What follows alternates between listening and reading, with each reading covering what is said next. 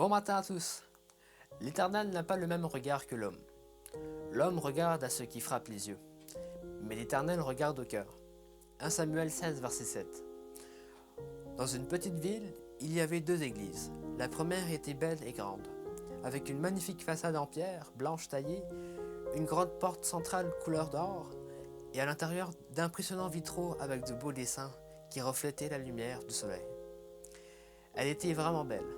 L'autre église, à contrario, était petite, en bois, la toiture en tôle, ondulée rouillée. La peinture de façade était toute défraîchie. Laquelle des deux aurais-tu choisi? La première, bien sûr. Sans aucun doute, tu y serais beaucoup plus à l'aise pour prier, pour louer Dieu. Tu pourrais même y inviter tes amis le jour du sabbat. Mais voilà, en y regardant de plus près, les membres qui la fréquentaient ne semblaient pas joyeux. Ils se disaient à peine bonjour et se regardaient tout juste. On y entrait et à la fin on se pressait de repartir chacun de son côté. Pas un sourire, pas d'échange de paroles, comme c'était bizarre. Dans la petite église toute vieille, les membres étaient tous souriants. On y entendait des chants joyeux et à la fin du service, le pasteur échangeait avec chacune des personnes présentes.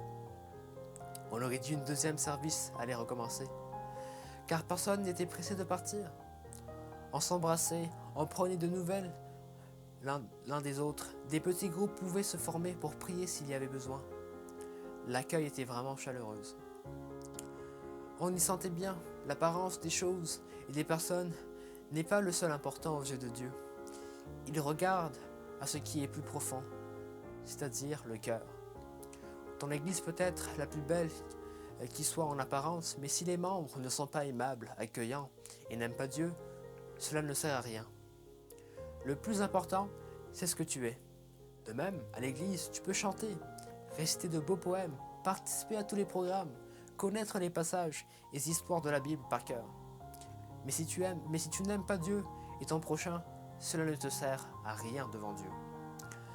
Car ce qu'il veut, c'est que tu pratiques la justice, que tu aimes la miséricorde, que tu marches humblement avec lui. Seigneur, apprends-moi chaque jour à t'aimer de plus en plus afin que je sois capable d'aimer et de montrer mon amour à mon prochain, dans ma famille, à l'église, à l'école et partout où tu m'envoies. Extrait de Célina Alberi. Bonne journée à tous.